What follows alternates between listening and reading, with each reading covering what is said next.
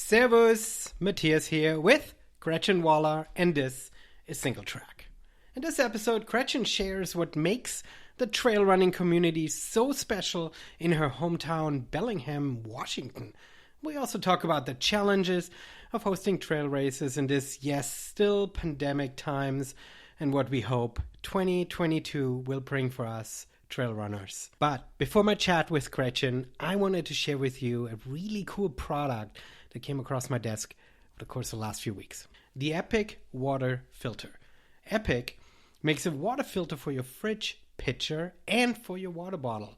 The ingenious part is that you don't have to get a custom bottle, but Epic offers a custom lid for your Nalgene or Hydro flask you already own.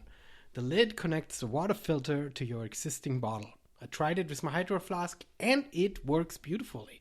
You get fresh, clean, filtered water anywhere you go by using the Epic water filters with your existing bottles. Each filter replaces about 550 plastic water bottles, and if you send the used filters back to them, they offer an easy replacement program. Really smart product for your water intake and for the planet. Total win. Visit epicwaterfilters.com to learn more and start drinking filtered water every day. And now, let's check in with Gretchen. Gretchen, thank you so much for coming on the show. We have a lot to talk about. First off, tell our listeners a little bit who you are and where you live and what you do. Yes. Oh, man. So, I live in Bellingham, Washington. I went to college here many moons ago. But I moved back up here in 2016. And gosh, at the time, so I got into trail running 2012. And prior to that, I worked for a YMCA for 17 years. And then just had some life changes and moved up to Bellingham. And I was fortunate enough to work for Northwest Trail Runs, if you're familiar. Yeah. They're a great company based out of Seattle. And so I got to work with Eric Bone and just really fell into the trail running scene. I also worked for James Varner as well, Rain Shadow Running, and I got to do the Trail Running Film Festival when he took it on the road. Oh, fantastic. Those were the times when we still went and did things on the road, right? Right. And man, did we go on the road. We hit so many cities in like 2 months. Fantastic. Like as James does, like go big or go home. Yeah. I mean, we did it, but it was really cool because I met so many people, got to see so many running communities, and just fell in love with the trail running community. I would say, I mean, through that, and then started working for Northwest Trail Runs and did that for 4 years. And I was able to work. A lot of that was remote because I was doing that.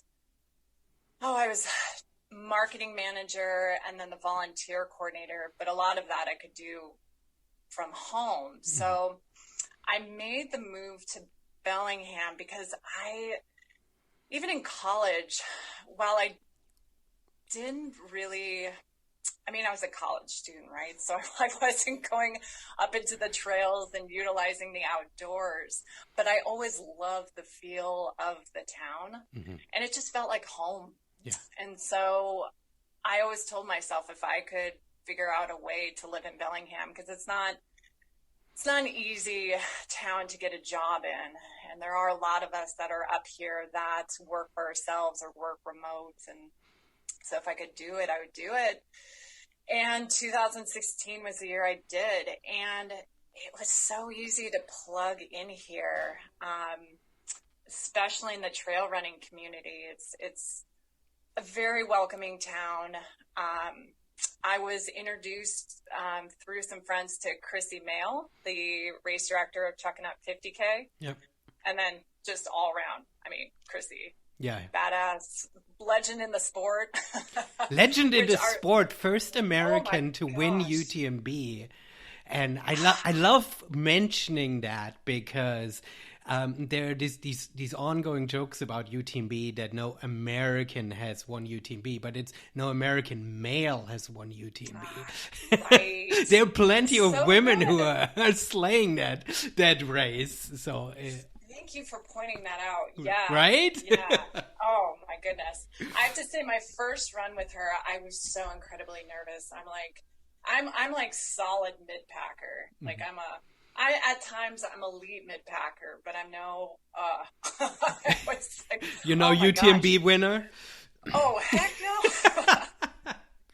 Come No, on. I'm UTMB sweeper. No, that would be me. But no, she was great. She just ran along with me. We just chatted nonstop, and then she connected me to a bunch of people. I mean, and that's one thing she loves to do. We both love to do is connect good people with good people. And gosh, through her, I met Carrie Gustafson, who actually they own Prime Sports Institute.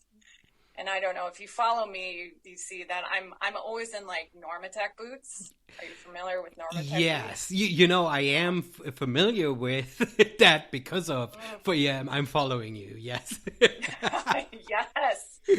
So Carrie and her partner Erica, they own. They created this Prime Sports Institute, where under one roof there are athletic trainers and massage therapists and sports psychologists, and they also have this recovery room they have Normatec boots, they have a sauna, they have you name it. And so anyway, I mean, and they are well connected in the community, and they love connecting people. So I don't know. I was just able to jump in pretty quick. That we have a couple of great running stores in town, like Fairhaven Runners, the Greater Bellingham Running Club is wonderful.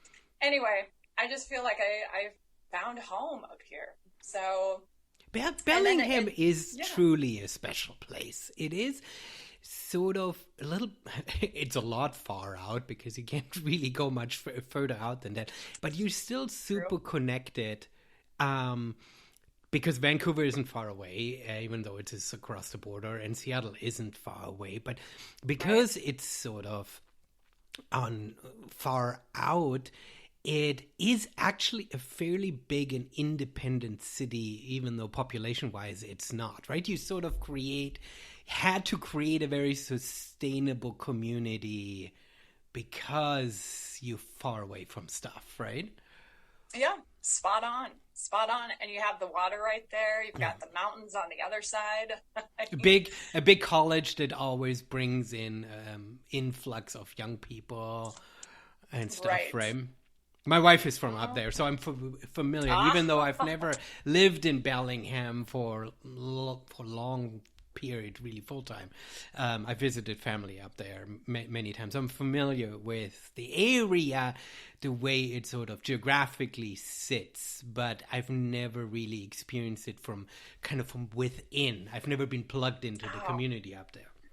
Well, we need to get you up to Prime, do some Normatec, go like some it. trails, just hang out for a few days. I know, right?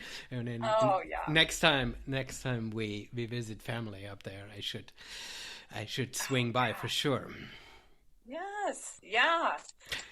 So all right, so you've got Bellingham, a very outdoor focused community. You've got Chuckanut 50, which is a very unique race because it has a big history, but it has never sort of turned into that festival, meaning multiple races. A lot of races, especially shorter distance races, they add then a 20K and a 50 miler. So it is really only one race, but for its size, for its distance, it's probably one of the largest races in the country, right?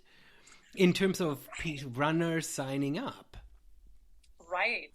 Yeah, now I think Chrissy, 600 people signed up. Right. I mean, especially when it comes to the challenges around public lands, permits and stuff like that. I mean, this is getting over 500, 600 people. That is, that's quite an achievement just logistically, right?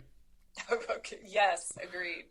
So, so Chuckanut is 50 is there, but it's not the only race. Obviously, there are a whole bunch of other races, and you're a race director yourself. You love running Chuckanut. I've ran Chuckanut, but there is more in Bellingham than just Chuckanut.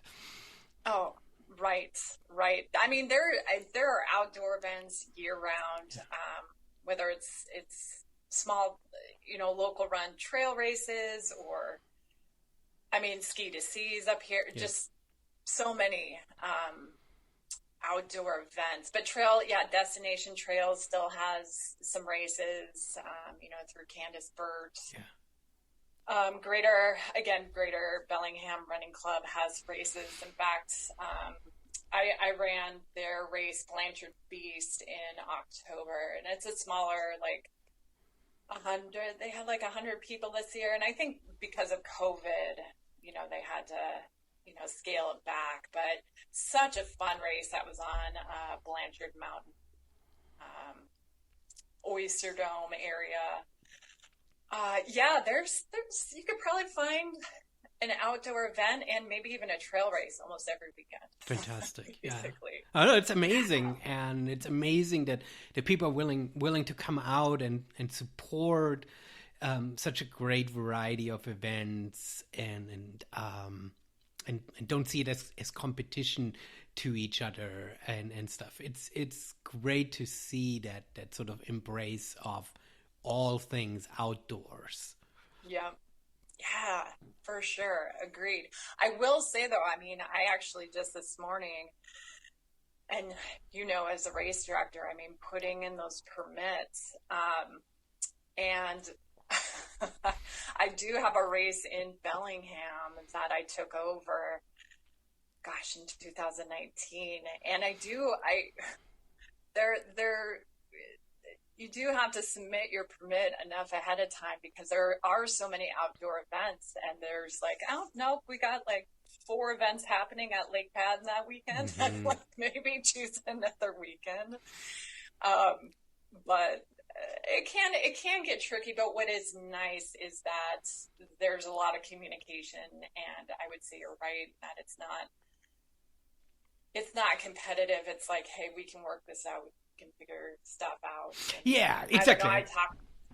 I think that there's a logistical challenge, right? When you have lots of events, when it comes to resources, right? And whoever the public entity is, they have a certain way of dealing with things, right? And you can't just come in and request for a permit every single weekend, right? That would make you unpopular in the community. But it's about it's about the community embracing the variety of events that are happening and are willing to support it. So before we go diving into the life of a race director, let's talk a little bit about in your perspective, what makes a perfect trail race. And this is a very you can speak subjectively and objectively, but when it comes to perfect, obviously there is something very subjective about it because, what do we know? We haven't run every single race. We don't even know. But, when you're looking at your race calendar for the new year, what are you looking for? What races attract you? And are we talking as a runner or a race director? As a runner. Interesting. You'll hear that as a race director and as a runner are 2 very different answers. Oh, that's interesting because I was just going to say, wouldn't it be the same? So I think that will be an interesting follow-up conversation. Let's start as a runner. As a runner. So for me, couple of things. I love a race where the community comes out and supports it.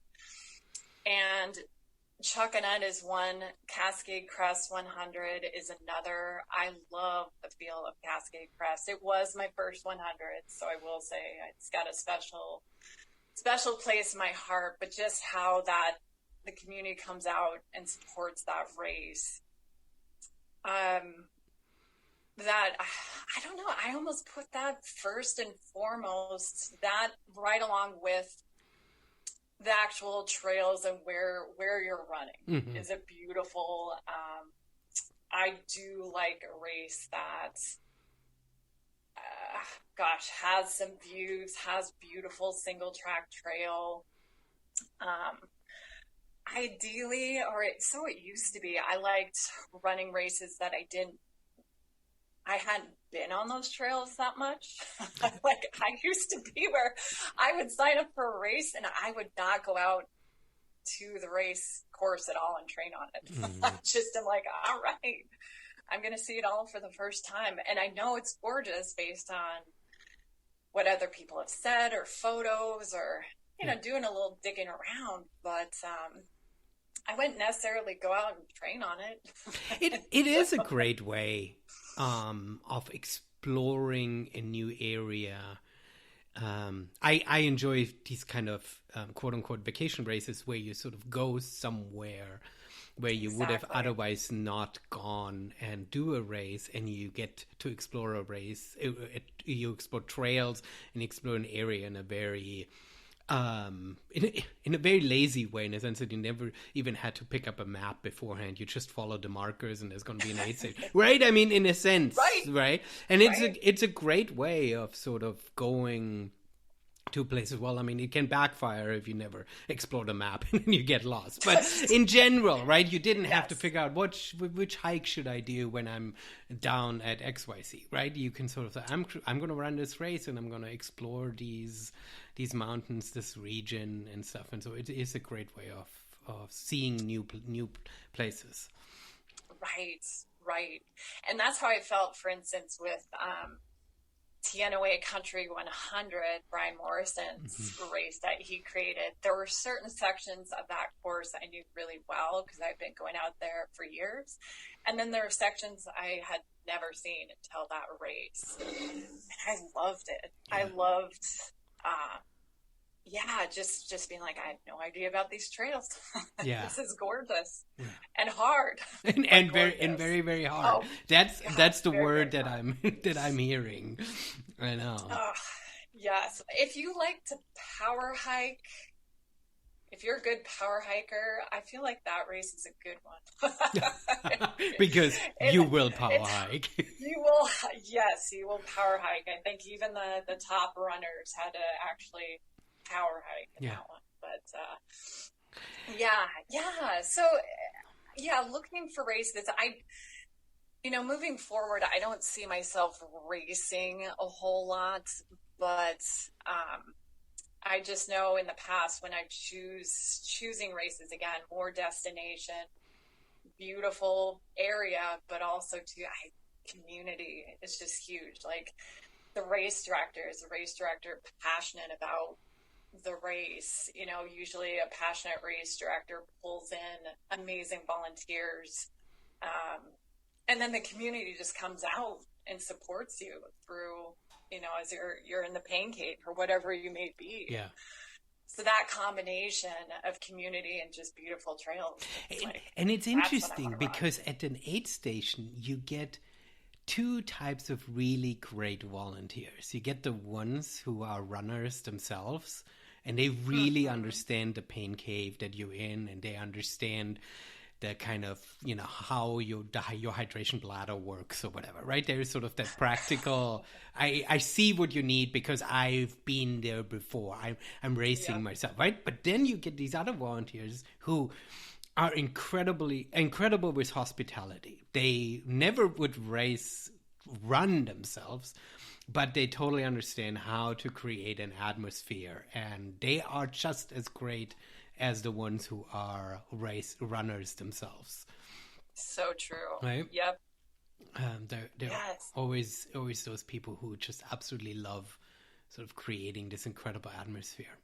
So you said, which really surprised me, so I have to make sure that I don't forget asking this or circling back to this. You said that the races that you're running are very different from the races, or you enjoy running, are very different from the ones that you are enjoying as a race director. So explain that to me, because you would think, well, that you would create the races that you would enjoy running. That seems like an obvious, but perhaps I haven't thought it through all the way. So I'm curious what you're saying. Right. Okay. So as a race director, so all my events are timed events. They're looped events, and the longest loop I have is 5 miles, which is at the Walla Walla 6 hour. But as a race director, in those circumstances, a looped timed event, you have one aid station, just one aid station you take care of. So logistically, it's pretty easy. But what I love about it is I feel I get to be a part of the runner's race, because I get to watch it unfold. And I get to know my volunteers well. I get to know the crews. And that's one thing I love. I love pacing and crewing now more than I like running myself. Because I love to help runners. And so if that's in my own racing what I enjoy doing, is pacing and crewing and helping out. Well, as a race director, I'm in one spot. I don't just send them off into the mountains for 35 hours and never see them, or maybe get a glimpse of them at certain aid stations.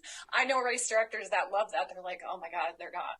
Now I can relax. Although with a Mountain 100, how much can a race director really relax? Yeah, it becomes then a logistical challenge, right? All my runners on track and stuff. So it's a whole different story then. So I'd be a hot mess. I mean, I love running them and being a part of them, but like as a race director, I love the idea of just being in one spot, getting to know the runners. And for Hamster Endurance Run, which is in Bellingham, and again, this is a race I took over. Kelly Krieger, she created it in 2013. So it's actually been, the Hamster Endurance Runs have been going on since that time. And just that race is a 6, 12, 24, and 32-hour race around Lake Patton. Now, it's so interesting because I have a lot of people who are just like, oh yeah, I choose that one for my first 100 miler, because if they do run 100 miles, they get a belt buckle. I mean, it's an official, 100 miles, you get your buckle, you get the time. It's the results are there.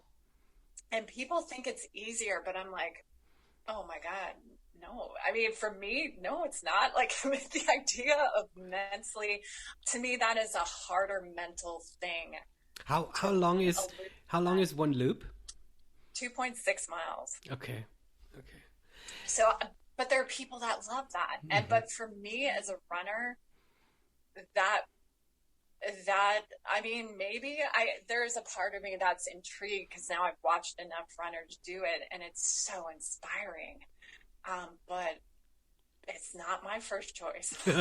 Yeah, I can see that. I think a few years ago I wouldn't have picked any trail that sort of loops over itself.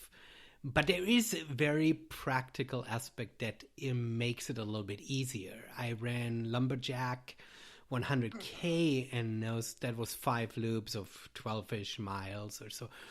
And it did help me. And 12 miles is a long loop to the point that it doesn't feel monotonous, and because you only have to do 5. But I felt comforted going in to my 4th and 5th loop, which then were in the dark, knowing what was ahead of me. Right? Yes. And I think that practical aspect really helps when you run a loop, because obviously at 2.5 miles loops, you have to have so many repeating loops that you're dealing with something a little bit different, which is right.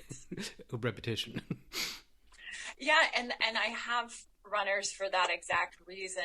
That's why they like the looped events. They know what to expect. They know, okay, I've got an aid station every 2.6 miles.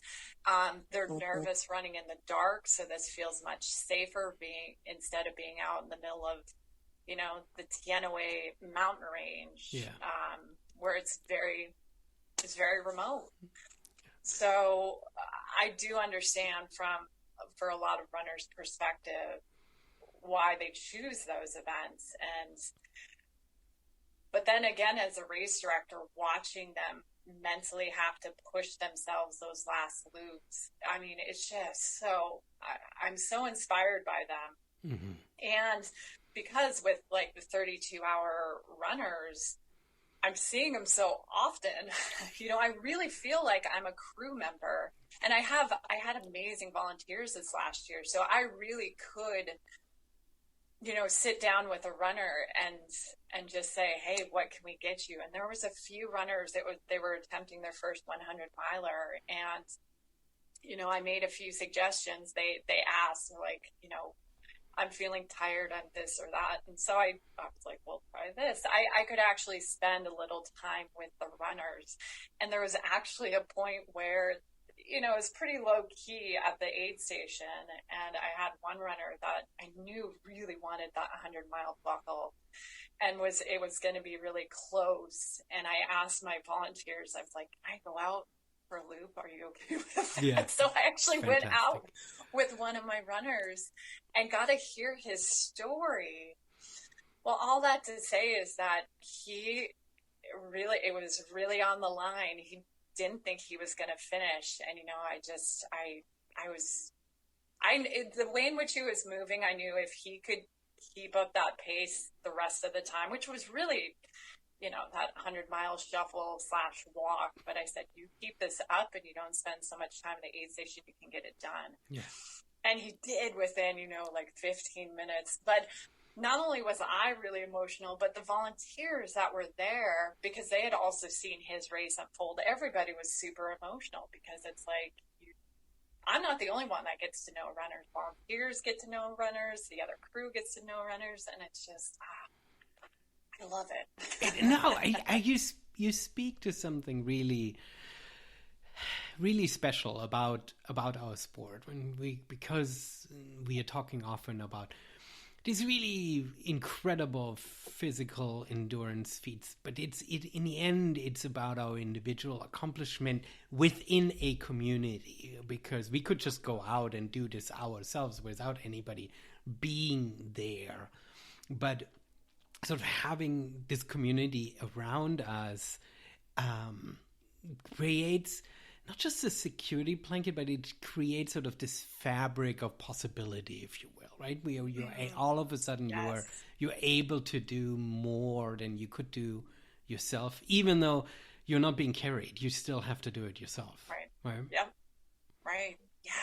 Yeah. Oh, I like that fabric. So true. Yeah. And then also I got to see Jess Mullen come out and crush. As she does, she set the record for hamster overall, males and females, in 2019. And I'm blanking on the mileage, but I feel like she did 135 miles. Ugh. Anyway, she came out this year, and her goal, I did ask her, I was like, so what's your goal this year, Jess? And she's like, to PR, which she knew, which signaled to us, okay, she's ready to reset the record. And she went into her mode. And then what was so fun is that when she set the record, she still had time for another one, and she's like, I think I need to do one more. She just had to put an exclamation point on it.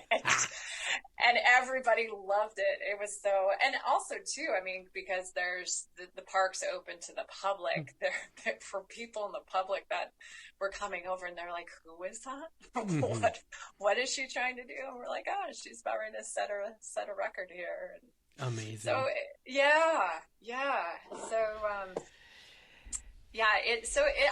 I've talked, with different people just about what I love as a race director, and then my actual choosing races when I'm running. No, for sure. So give us a quick overview of the kind of races that you are directing, that is part of your portfolio, so people kind of know. We'll have them all linked in the show notes. We'll have a link to your great website. Great. That has them on. Yeah, absolutely. So, but give our listeners a quick overview. What kind of races you're doing, and speak to them just a little bit, because they all have sort of a unique flavor to them. Right. So the first one that I do is the beginning of April this year, or in 2022, is the Walla Walla 6 hour. And the story behind this, I'll try and keep it quick here, where, so my last name, Walla, and I met a friend through the Trail Running Film Festival. I met somebody named Claire Walla, and we have no relation, but we were so excited. Walla is not a common last name. So we kept in contact and have become really good friends, you know. I've paced her at races. She's met my family. I've hung out with her. Just a dear friend. And we always joked that we need to go to Walla Walla, Washington together. Well, when she moved up to Spokane to go to school for riding graduate program, I was like, okay, well, now's our opportunity. And I started looking up just like trails out there and found this beautiful like looped trail system, Bennington Lake. And I went out there and I was just like, gosh, man, I wonder if they have races out there. They must. And then I dug in a little bit more, and they not a race at all really in that area. And then I just happened to be talking with Claire and being like, I don't know, do you want to put on a race out here with me? You know, and I kind of joking at first, and then we got chatting about it, and yeah, we were like, let's do Walla and Walla, putting on an event in Walla Walla, and which is really funny and perfect. right. But also, you know, celebrating our friendship. I mean, we are true trail sisters, and I know Gina, who created Trail Sisters. It's such an amazing platform for women. I was like, what if we made this an all women's event, just helping celebrate our friendship? You know, we're not sisters, but we're like really a true definition of it. And she loved the idea. And so that idea came about, and we were basically sold out going into 2020, and then 2020. Yeah. So well, we'll get to that part. Yes. So this is a very unique. Are there other women's only races? I mean, I love the concept. I mean, even me as a guy. I mean, I think it's cool. I think it's a great concept. You know, I'm not familiar with one in Washington. I know Gina Lucrezi is looking to put on a few herself. I mean, through Trail Sisters, because the Walla Walla 6 hour is not necessarily, it's not a Trail Sisters event. I support Trail Sisters through it. Like we have, if women run run, walk, whatever, if they complete 6 hours, they get a Trail Sisters hat. Mm-hmm. Just bringing in Trail Sisters products and helping support Trail Sisters through that event is kind of my goal. But, you know, to my knowledge, I don't know of another trail running event in Washington State, at least, that's just all women. And I was a little nervous about the potential pushback of that, like, hey, you know, I haven't gotten that at all. In fact, I have had, you know, I've had men ask, can I come volunteer? And I was like, you know what? Yeah, if you want to come help support this, sure. And like, so Jason Rutherford of Badger Mountain, he volunteered this last year, or, you know, in April. it was amazing. Like I actually had some amazing volunteers that were men. Um, but yeah, just all women, and I had a lot of women just say thank you. I felt there wasn't any sort of pressure. Again, it's a 6-hour event, so again, you run as much or as little as you want. There are no DNFs. I think the whole combination of it's women, no DNFs, complete as much or as little as you can, then go wine tasting if you want. I mean, make it the weekend you want it to be. And I would say that just goes for all my events. Like, make it what you want it to be. And so, yeah. Well, that's amazing. Okay, so this is Walla in Walla Walla, organized by Walla and Walla. Yes. I'm trying to come up with a title for the podcast that includes every single Walla. Walla. All right, oh my goodness. So there's that one, and then a few weeks later, at the end of the month, is my Twilight 12-hour event, and this is the one that really kicked off my business. Being that I've been doing this event, since 2017, and really the spark or idea of this event came from when I was training for Cascade Crest. I was actually in Utah for a few months, and there was a gentleman who wanted to train for Wasatch 100, and he just needed some night miles. And so he threw something out on Facebook saying, hey, does anybody want to come run with me between, I think it was like 8 p.m. and 6 a.m. I'm going to be on my parents' ranch. I need some night miles. Would love for you to join me. Run as much or as little as you want during that time. Just bring your favorite aid station food. And I had never done night miles before, and I've been told, like, that's a tricky part during a 100-miler, like running through the night. And I was like, I got to go do this. So I did. And there was like 20, 25 of us that showed up. And not only did I have a blast doing it, but I felt safe. I mean, it was a well-marked, I think it was like about a 5-mile loop on his parents' ranch, but it was easy to navigate. Got to meet some people. You know, there were some people that ran one loop and then they had to leave. A couple others that ran a couple loops and sat down, had a beer, and cheered the rest of us on. But then there were a handful of us that really needed the training miles, and we ran till like 3:30 in the morning. And I really attribute that event to, you know, getting through Cascade Crest in 2015. So I just remember thinking, God, I want to do something like this, not where it's a race per se, because there are 12-hour events in the state, but like just a really low key, make it what you want night run. So I contacted the ranch, Flying Horseshoe Ranch, where I used to do a horse camp through the YMCA, and I talked with Penny, the owner, and she's like, that sounds crazy, but I love it, sure. So yeah, so that Twilight came about that way. And how long is the loop for that one? That loop is 2.3 miles. And that's all on private property?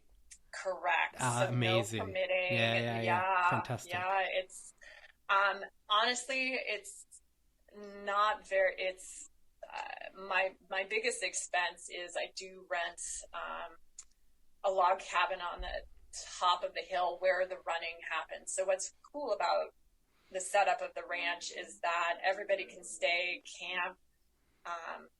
Hopefully we can have a campfire this year, but the whole ranch is like down below, and then you go up this hillside, and that's where the loop actually is. And the loop is not, it's good training miles in terms of like, I think 2.3 miles, you get close to 400 feet of gain. So it's no, walk in the park. I mean, people get pretty surprised as to how quickly they tire out. It adds up, right? Because 2.3 miles is just something that you're going to do quite a few times if you run for a few hours. So exactly. And then those that go, it always surprises me. I mean, there's always those that go all 12 hours. People have to tally their own loops. So I laminate. So, again, this is where I'm old school. I'm like, I put a list with people's names on it, and they can go and tally their loops. And then I do give prizes to the king of loops and the queen of loops. So whoever does the most in 12 hours, which is cheesy ass prizes. I mean, I guess I did do something a little more, I don't know, but it's like Archie McPhee type prizes. Fantastic. Like, you know, yeah. So yeah, but, and then, the part I love most is the breakfast in the morning. So once everybody's done at 7 a.m., we do a big breakfast, and I just find people, I mean, they will hang out until well into, Sunday afternoon, drinking coffee, just, eating boatloads and just hanging out and chatting. And, yeah. So I love the way you speak about the community in what is at the heart of it, and I love the creativity that you bring to races, because the focus is on spending time together on the trails, and it's not so much about performance, even though everybody can show up and challenge themselves. And I think in our sport, we often, the people that are being held up by the sponsors and the media are the professional or semi-professional runners who are really sort of tearing things up. And I think that creates a little bit of a focus that pushes the sport into this highly competitive aspect. And I think there's something fun to follow along on a race day when Western States happen, or UTMB being glued to Twitter and kind of following along the media coverage. It's great. It's fun. It's part of the sport. And it's still incredible that we are able to toe the lines with the professional runners, that this is not something separate.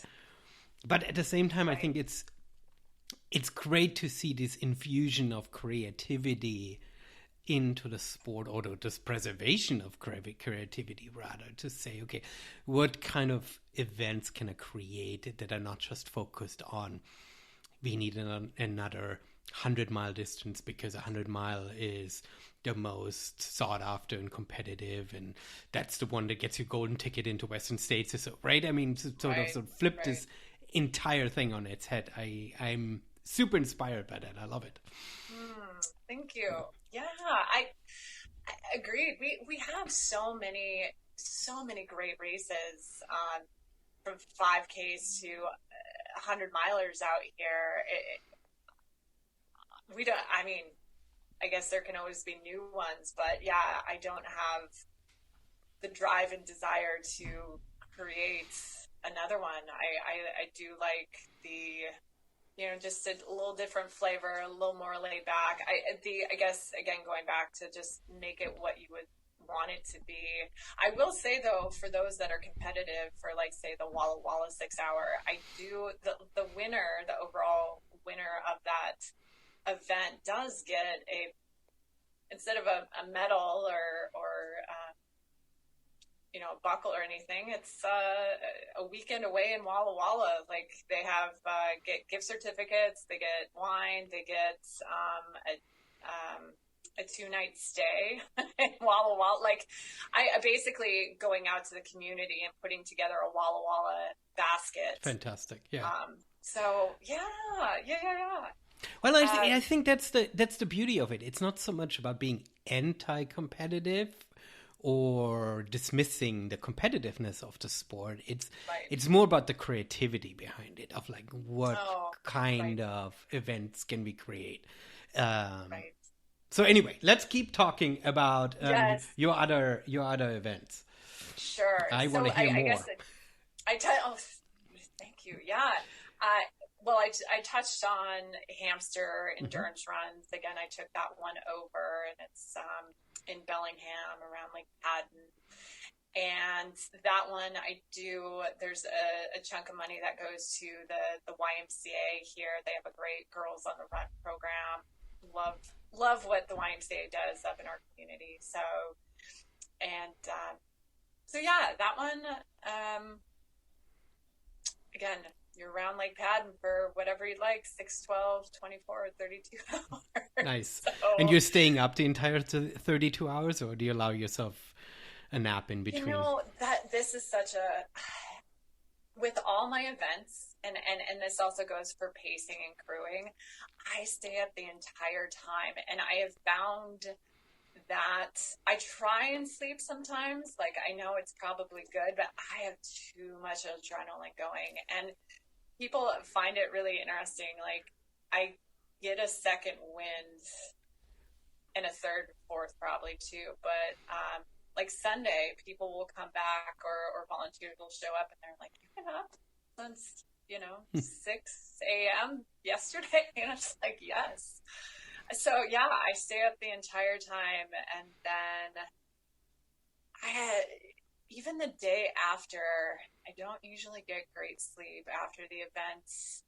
And then I crash and burn, and I'm a pile like Tuesday, Wednesday, Thursday, and for like a week. Yeah, I can see that. So, yeah, but, and I do love, maybe through twilight, but I love the night part of ultras. I love pacing at night. I love running at night. I love staying up and cheering runners through night. I feel like it's a bit of a superpower because I know some people just don't. It's like the 11 midnight, 1 in the morning where they're, struggling some. They should be sleeping. But I have the opposite reaction. I start drinking coffee. The costumes come out. It gets a little weird, but it's fun. Nice. So, yeah. No, it's good. Yeah. I think that's the way to approach it, right? If you focus too much on the fact that you actually should be in bed, then I think it gets really hard. You just have to completely embrace it, right? Agreed. And then the last event that, oh man, I have such high hopes for it, and I'm going for it in this next year. But it's the Golden 6 Hour, and it is a looped event based on my love of fall. So I love fall is my favorite time of year. I love, since I was a kid, like fall colors, fall, Halloween, just all of it. And then I, through trail running, have discovered larch trees, right? That's kind of the larch madness. And for those of I'm learning that not everybody knows what larches are. The type of tree up in the mountains that basically just turn, yellow and orange. A tree with needles that is not an evergreen tree, right? Right, correct. And that there are spots around us, not too far from us, that it's insane. Yeah. You're just surrounded by yellow and orange up in the mountains. So anyway, I have to give him credit. A trail runner, Sadir, brought my attention to this loop up on Blewett Pass, which not a lot of people, run up at Blewett Pass, but there's this loop that has large trees, and that one is a 2.6 mile loop. And it has like a huge parking lot, and it's beautiful up there. And I just thought, man, how cool would it be to do a 6-hour event? You could do it from like 10 to 4 on a Saturday. So people could drive out from Seattle, or they could stay at Flying Horseshoe Ranch. Come run as much or as little as you want. The aid station is all fall themes. Like you got your stews, soups, pumpkin pie, all the ciders, Oktoberfest beers. people, when they sign up, they get a mug, you know, so it's a cupless event. They can, you know, fill up with their hot apple cider soup or whatever. For those that go all 6 hours, they get a beanie. And then for those who, the top female and male runners get a Territory Run Co. hoodie. Nice. And, you know, just something different if you go all, but, and I love hoodies as well. I'm a total hoodie person. So anyway, just all the things. But that one's going to be interesting. Between trying to put on an event, you know, like mid-October on a mountain pass, I mean, Mother Nature is going to,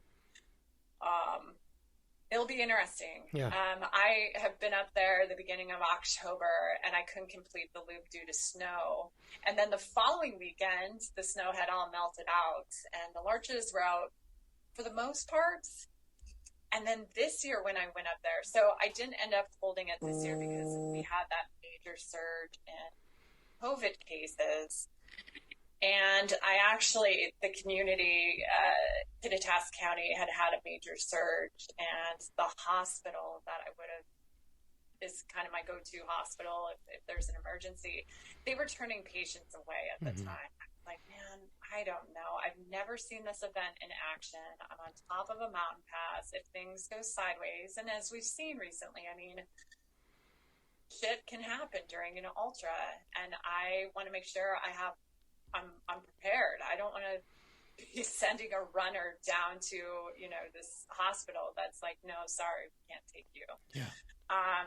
So anyway, again, worst case scenario, probably wouldn't happen, but since I haven't seen this event in action, I just didn't feel safe doing it this year. So I did a virtual version, which actually the virtual version is a blast because people go do their fall adventures and then submit a photo, and there's a photo contest. And I think I did most miles. And anyway, but I'm hoping, this next year that's third time's a charm and trying to get this one off the ground. Oh, and so this year I did go up there and run around the time the event would have taken place.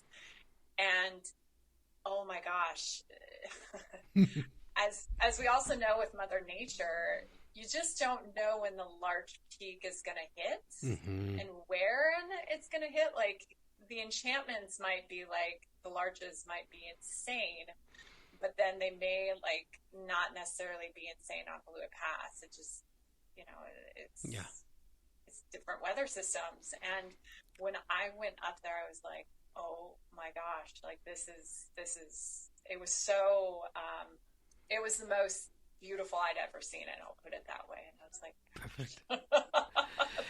I would love it. I don't know of another race that, you know, in Washington State that tries to do an event in October among the larches. So that's the goal. Good luck. So we talked about before we went on the air that we are race directors trying to put on races, and we got hit by COVID, and we wanted to talk about this a little bit. And I feel a little weird bringing it up now because you talked so beautifully about your races and what makes racing great. And we are sort of at the cusp that we are accepting registrations for 2022 in the hope that we'll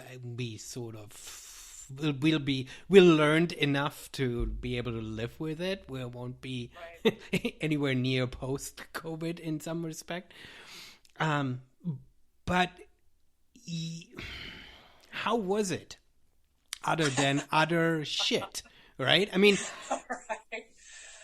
Oh, well, are we talking 2020 or this last year? Well, I mean, you know, I think the biggest challenge that I am talking to a lot of people about it is like every now and then there are major events that disrupt life as we know it, but there's sort of these one-time hits that are completely life-altering and they're incredibly challenging. But once they were one time hit. One big example is 9/11, right? I mean, 9/11 hit, the towers fell, and in the weeks afterwards, we were worried about every shopping mall and every bridge being a potential target. And I don't want to diminish what the event was, but it wasn't that we were constantly being attacked by airplanes every 2 weeks. And COVID is this unknown that curse that keeps on cursing, right?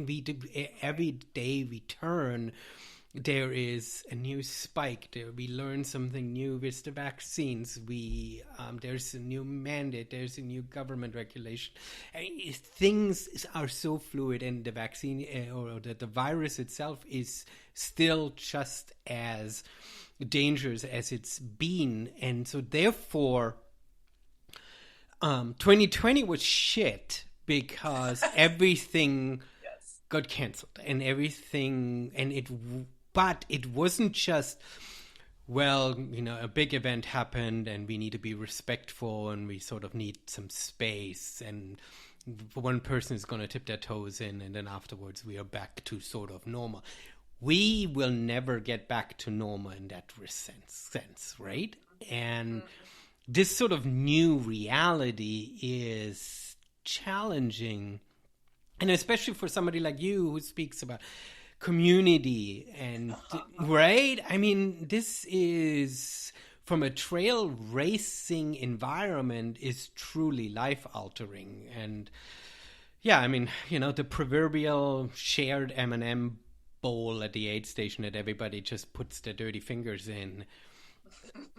And that sort of explained the simplicity of what trail racing was pre-COVID, and now everything is different, and it makes it really, really hard. Agreed. Yes, and I would say, let's just say 2020 was shit. 2021, this past year, was really interesting for me. I would, in terms of how comfortable I was, because I am by nature, I'm a rule follower. I can be anxious, I can worry, and so I was one of those. 2020, I was like, in my hole, hunkered down sort of deal, and it took me a long time to come out of my hole, and and even to just like run on trails, I would avoid, I'd get up super early in the morning or run super late at night just because we just didn't know what was happening. And then, going into 2021, had a little bit of a better idea, but I will say Walla Walla 6 hour, I went for it after I volunteered at Badger Mountain with Jason. And what I will say too, what's so nice about this community is with race directors behind the scenes and just kind of checking in on one another. Both Jason and Chrissy were ones I was really well connected with, and just like, what are you thinking? What are you doing? And Jason went for it. And I mean, that was one of the first races. Yeah, so that was interesting, right? Because that was March, so vaccines were slowly rolling out, and Chrissy didn't go for it, right? Hers was early March, right? So it was just at the cusp. And the city of Bellingham would not let her allow. Like even if she wanted to or thought she could scale it back, Bellingham wasn't ready. Mm-hmm. Whereas in the Tri-Cities, Jason was able to get, it was not easy, but he was able to get the green light to do it. And just feeling that pressure, because that is a larger race, and I didn't realize it was a UTMB qualifier, or it's a qualifier for a few races, I think. And so, and that was my first, really, I was moving forward with Walla Walla, but I was like, I gotta be able to see how I handle a race environment after being, holed up, and really found that everybody there, what Jason had laid out, which I think he did a great job, people were so eager to just be out out and about that people were following the rules to a T. And if they needed reminding, like pulling up their masks or whatever it was, they're like, oh my gosh, yep, sorry, or whatever. It was a risk, but I think it was worth it. But then for me, I'd never seen Walla Walla 6 Hour in action. This was the first year. So I had a lot of anxiety going into it. I was very, I just am thinking about, I did a bunch of different waves, and I had a group of ladies who,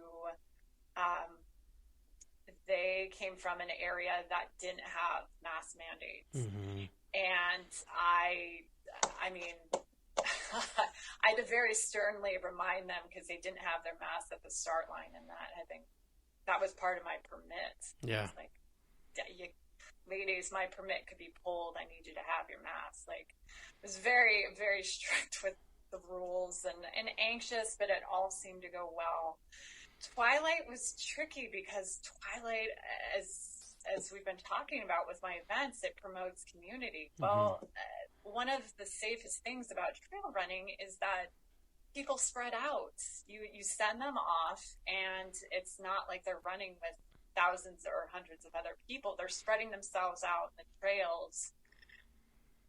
And that's, I think, a pro in all of this for trail running. But the Twilight event is a looped course where I promote like gathering afterwards. So how I had to swing it this year is like, come in your bubbles. You know, you already have like your running group or your spouses or partners or family, whoever you're bubbling with. And basically I said no campfire, no like major gathering. That's part of the ranch rules too. And just like tailgate afterwards, basically. Like, we parked cars kind of farther apart, tried to just like spread people out, and had, like we were saying, no, like that when people bring their own aid station food item, and I put the kibosh on that. I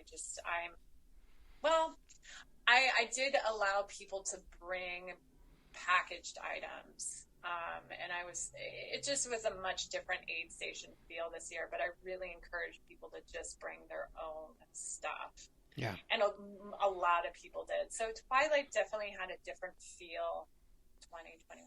Yeah. In some respects, it feels like the heart of the event was sort of ripped out, right? I mean, you still logistically could organize people running together, but what makes an event, especially for the type of events that you're trying to run, it's difficult to still consider it the same event, right? It did not have, it didn't have the same feel, but what was interesting is I did have some people say, I loved this year because I had a lot of no-shows. I had a lot of people not show up. It was that time where people were getting vaccinated. Like, I actually had a lot of emails saying, I'm getting my second vaccination on the weekend. I can't do it. They're seeing people for the first time. I mean, things were just starting to kind of open up when that event fell. So it was a smaller event, and some people really enjoyed it. And they said, even though there were these restrictions, it reminded me of the first year you did it, which was interesting. And I still loved it. It was a great weekend, but it is correct. It had a different feel, and it didn't feel good on my end to just be like, I didn't want to be policing people, but I kind of had to do that or send out my volunteers, aka spies, to just be like, okay, are people like down below, or they kind of, I just want to make sure people weren't just hanging out inside like the cookhouse. And I don't know. So definitely different. And then what was, hamster endurance runs this year was really, I was very anxious right before, and then after was really difficult. But the actual event was wonderful. Mm-hmm. Why I was really anxious beforehand was wildfires. Right? Oh, yeah. So Bellingham, we were spared a little bit this year. Like, of course, it was awful, all the wildfires everywhere. Smoke only reached us and really affected us, I don't know how many days this summer. Yeah, we down here in Olympia, we were pretty spared too. Yeah. Considering previous years when... Exactly. My training for races got severely interrupted because, it wasn't safe to go outside, right? Right. So, except the worst it got in Bellingham was 2 days before Hampshire. Great. Like, we had the worst air quality, I think, on the West Coast the Thursday before Thanksgiving. Oh my gosh. Anything else? Well, of course, but here's the thing is I had a few people in the community, one in particular who was just very much on top of weather stuff. And he had predicted, he's like, okay, folks, this was the weekend before. He's like, we're going to be getting smoke just based on the winds. I would say Thursday's going to be the worst. Friday's not going to be great, but it's going to get better over the weekend. So I sent out an email to runners just saying, here's where we're at. Here's where I would cancel. Here's where, just giving runners a heads up. And then there's still, the thing that's so interesting is at that point in time, I'd hit that window where, I don't know if you remember this, just like mid-July and August was kind of like, well, if you're vaccinated, let's hug. Yeah.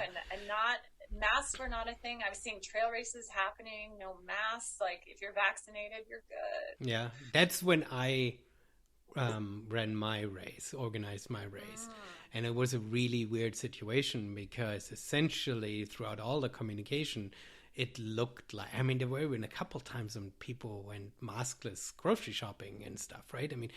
Things were really opening up. And then, like a week before my race happened, people realized that this wasn't, I think that's when Delta started hitting or something. Yes. Yeah. And what weekend was your race? It was the last Saturday in July. Okay. Yeah. Yep. And so it was a weird time where I think I got everyone feeling good about it, but things were already looming. So I felt, I said, okay, no finish line ceremony and stuff, right? I made adjustments, but I was able to otherwise stay fairly flexible. But in the back of my mind, I was already thinking, I was like, well, I probably shouldn't have been as flexible knowing what I know now, but it was sort of too late because all the communication was already out, right? Yeah. And I didn't have any specifications from the jurisdictions that the city and stuff. They were super relaxed. They were like, you do your thing. You're outside. So I didn't have to worry about getting sort of fined or whatever, right? But it did feel really weird, sort of. In what world am I now organizing this race in, right? Yeah, exactly. And Hampshire was the beginning of August, so Delta had started to show up, but we were still, and it wasn't a very big race overall. I think I had like 85 runners, and so I just went with like, okay, if you're not vaccinated, need you to wear a mask coming into the aid station, and if you're coming within 6 feet, and that was part of the permit, and then if you're vaccinated, then masks were optional, I think was what I went with, because the city at that point too was pretty relaxed. And so I had people coming up saying, that awkward, are you hugging? What are you doing? But, gave hugs to people and just felt good. And it was wonderful. It was a wonderful event. And then it was the Thursday after that I was notified that one of the pacers tested positive. And so I was like, okay, here we go. And so I ended up sending out communication to all the runners that might have been affected, because he wasn't around the 6 and 12 hour runners. Mm-hmm. He was only around certain people. So just kind of follow protocol with, contacting and people he would have been around. And everybody was very thankful for that. I got a lot of responses, that people went tested negative. But then I had a volunteer, a friend who tested positive, and I was like, shit. Oh, man. And this is a person I was around, and I just had that. And these are all people that both of them were fully vaccinated. Oh, yeah. So kind of, it almost spiraled. I mean, of course, my mind goes into like, oh my gosh, did I just create a super spreader? Which the good news is no. I mean, I don't know of anybody else who got it, and we're not sure too whether they contracted it at the event or if they brought it in. Who knows at this point? But it was enough where it rattled me a bit of like, okay, this can still potentially be a thing with Delta. And that then led to my decision with the golden 6 hours. So I basically did a bell curve with my confidence. But what was interesting is I talked with other race directors who had events happening in September and October. A lot of people who reached out to me because I did share it. I was open about it, and I just said, the bottom line is race directors know their race best. They know their permits. They know their volunteers. They probably know their runners. I think either way, whether you decide to actually do the event or not, you know best. So, I would support you either way. Yeah. Like, the right call in your head, heart, and gut, whether you do the event or not. So I think I was the only event director in October, to my knowledge, that canceled a trail running event, but I felt okay with it. I just knew I didn't know that race. I knew the surrounding area was being hit hard with COVID. I was like, you know what? I just know for me, I don't want to be a basket case. Yeah. So anyway, I guess that's my long story of just 2021 as a race director was really, it was an up and down roller coaster, almost literally. So I think that's how we all somewhat felt. Probably not even race directors, even just as individuals, right? With kids going back to school and sort of trying to navigate these new realities, if you will. Looking at 2022, will we continue? Like I think that there are two ways of talking about this. One is the emotional side. I think we'll continue to sort of be somewhat basket casey because it's just another variable that we sort of have to, as race directors, put into account that we sort of previously didn't really think about, right? I mean, we thought about somebody getting lost and search and rescue and stuff, right? Right. But we didn't really think about the potential long-term infection effects that could happen by us accidentally creating super spreader events. I don't think that was on anybody's mind when they put an aid station up with a bowl of M&Ms. So there's the emotional side which will be with us for a while. From a practical side, looking at 2022, I'm mispronouncing this now for the entire podcast. Do you see changes? Do you see doing anything different? I think we hesitantly have put our permits in. We're looking forward to doing these races, but practically, are we thinking about doing something different? Like sort of long term. Right. That's such a good question, and I have to say I think it's gonna vary race to race. I will say universely, I think we can do away with the massive bowl of M&Ms or Skittles. Right. Like Skittles are so gross anyway. Like they're all melted by the time you. Yeah, exactly. They melt even without touching them, right? Yeah.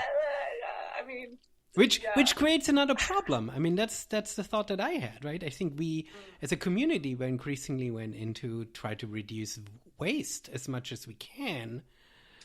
Right, and now all of a sudden we're going into, okay, how much pre-packaged food can I buy and how many Ziploc bags can I wrap everything in? Right, we're sort of, when it comes to environmental concerns, we are forced to go backwards in many ways, which isn't great, which is temporarily necessary, but it just kind of throws the whole problem down the curb, right? Right. There was more waste, I would say, for the hamster run than I've had in the past. Not an obscene amount more. I mean, because we did encourage runners to bring. Well, so here's something that I found interesting, because when I was doing hamster, and this just shows that just depending on what the virus is doing or the variants or whatever, as it changes and as we learn more. At the time with hamster, and maybe you were doing this with your race at the end of July, was volunteers had to serve runners everything. Mm-hmm. So serving food, like basically I would just describe it as like, oh, we're 5-star aid station, tell us what you want, we'll hand it to you, sort of deal. So there's not hands-on. We have clean hands on things, which I still think is wise to a degree. For me in my looped races, though, what ended up happening is that volunteers, that brought volunteers and runners very close together often. Mm-hmm. So instead of allowing just a runner to grab, like, say, a pre-packaged like bag of chips, just touch what you take and you grab and you go. I started telling other race directors, I was like, that were asking me, going into the fall, I was like, if I could do it differently, I would have allowed runners to grab, the packaged stuff, for instance, because Delta, we just knew was more, it's just very contagious, with air. And again, masks weren't being worn necessarily at that time. So there's that. But going to the waste factor, I mean, I don't know. I would say potentially having aid stations just, well, I did do Old Wally this year at Cascade Crest, and we had so many offerings. I was about to say, having races just maybe not having, they have basic needs, right, of what runners can expect, but it's not a buffet at every aid station. And also runners are encouraged to bring their own stuff so that they can manage their own waste, and they just know what they need, and there's not so much waste on the races.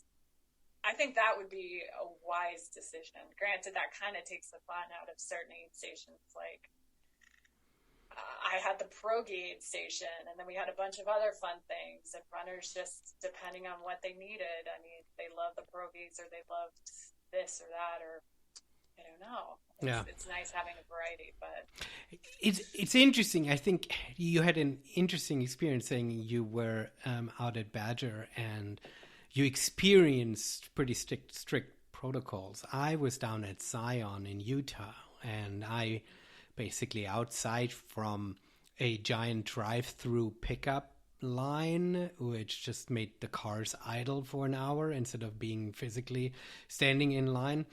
That was pretty much the only, and encouraged at the start. I think were there 2 waves, or there was a rolling start or something like that to kind of diffuse the crowds, and you were supposed to wear a mask, but the aid stations were giant free-for-alls, which really shocked me. Okay. And so I went into my race with that experience, and so I was like, okay, I think what I'm learning here is that, yeah, there are some attempts, but once people are out on a run, everybody is just like, grab me food, give me food and let me go. And so I went with sort of individual. I tried to find the least heavy, like paper plate, these kind of like boats, paper boats, so in portioned food out, which worked for some food, but it did create a lot more paper waste than I wanted to. And when people ask to have stuff with them into their hydration vest and stuff, then you had to give them a plastic bag, or you had to have some chips packaged up, right? Which was, I was thinking about, but it was the right decision in the moment. And then running in Switzerland for UTMR, we were encouraged to bring our own bowls and utensils and stuff. But realistically, at the aid station, nobody cared, right? And it was the same sort of thing. And it surprised me a little bit, right? And sort of that made me think about how is that going to move forward. One thing that I hope for next year is that we can get the requirements and the expectations around testing and vaccinations down a little bit, because I do know that Western states announce pretty strict guidelines around you have to be vaccinated to race, I believe. I know that they definitely announced it for volunteers, but I want to say they even announced it for racers. And in Switzerland, they actually had a rapid testing site set up. So you came the day before, got a test, got a negative test, and then you were allowed to race. And so, we've not been talking about testing at all now for the entire duration, unless you got really, really sick, right? But this sort of preventative testing, if you will, we've not. And so therefore, as a race director, so to set the expectations seems hard because we haven't really talked about it as a society, right? And so I'm hoping that we can introduce some of these measures, but I don't know how it is how that's going to work for smaller runs. I mean, if a big race that would make sense, but I don't know if that works for a smaller run, right? Right. And I've been on the fence. I think most likely with the hamster, because of Bellingham, there's a good chance I will have to ask for vaccination cards, proof of vaccination, in order to get the bib numbers at that, or that you have a rapid test or have a test done within 72 hours probably or so, right? That's usually the standard, right? Right now, and as we know, that could that can change too. Yeah, it could also be vaccination and booster by the time hamster rolls around. I don't know, but I would be one that would lean more towards that, especially with people that are coming out of state. Because again, I think, unless they're race directors that knew of positive cases and they weren't open about it to runners and to the community, I got a taste of like what could happen. And I just don't. I think when it does like really burst your bubble and you really are affected by it, then you're like, oh, okay. Like, I mean, and on a personal level, but also on a business level, the last thing I'd want to do is to have a super spreader. So why not, do the vaccination cards? You have the waivers, you have that all. And if there are runners that are just like, I don't want to come run your race because of that, well, then they go run it. There's many other races, so, but it would be interesting. I mean, Western states, it is nice. I feel like they I mean, a lot of races can follow that lead. They do help set, I think, if they are requiring all the runners to be vaccinated, like it's like, I would love to see a lot of races around here do the same. Yeah. And that we do all basically make that I don't know if mandate's the right word, but requirement. Yeah, no, I think that's for this coming year. I think that will become the norm. We just have to find a way of sort of introducing it to the community in a way that we have the lingo down that feels supported in some respect. And to be quite honest, I don't even know about the legalities. If you run on public lands, you would have to probably even talk to your jurisdictions, right? Because if you're running in a city park, I don't know if you're allowed to legally exclude certain people. It becomes a really weird, right. tricky gray area, right? So anyway, right. it's a big conversation, and it's very meta for us as race directors. Most of our listeners are not race directors; they are runners. But I think it's important that we have these conversations out in the open. That runners. As I mentioned, I mean, this COVID thing is here for much longer than we wanted to and expected to. We are not already past the pandemic. We're not already back to normal, as some people want to wish it into being, right? And so I think there will continue to be changes coming our way, or there will be a changed landscape as people show up as races at races, and people need to be open to listen to the race director and listen to these new requirements and find joy in sort of that new normal, right? I mean, I hate to call it that, but I mean, things will be a little bit different, and we need to find a way of creating community in this new reality, which I'm sure we will, because the community isn't relying on a certain flavor of pizza or a certain way of sitting on the grass. I think we can redefine that and get bring the spirit of it back. Agreed. 100%. Everything that you just said, and that we are going to have to continue to evolve, but I think we can do it. I mean, trail running is not canceled, but we also need to, look at what we like you said, new normal. there will be some changes, Super. So we'll see as we move forward. I did not want to leave this conversation hanging on a huge bummer.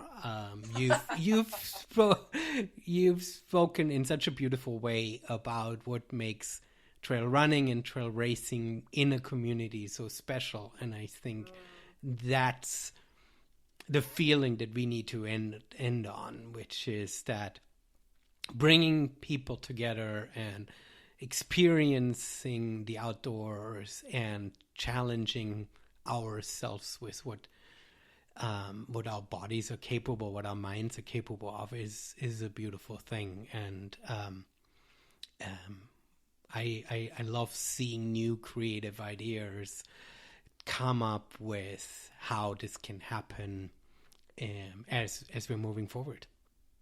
Agreed. Awesome. I'm excited. I mean, it's this next year I think is going to be a good one. Still challenging at times for sure, but this community, it's resilient and supportive. It's one big ultra, right? I mean, we're going to have our highs and lows. Ultras are kind of like life. So I mean, we just kind of hit like the what is it? The Death Valley part of it. Yeah. Yeah, the darkest part is always before the dawn, right? Darkest part of the night. Gretchen, thank you so much for this conversation. That was incredible. Tell listeners where they can find you. Give us a couple links. Sure. Yeah. So on Instagram, walla.trails. Website, wallatrails.com.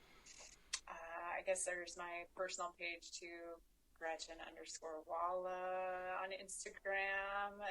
Those are good. Just be though a lot of like costume/cat photos. So be warned. Be warned. Fantastic. So lovely chatting with you. Absolutely. Thank you. This was like a little therapy session for me, just FYI. That's great.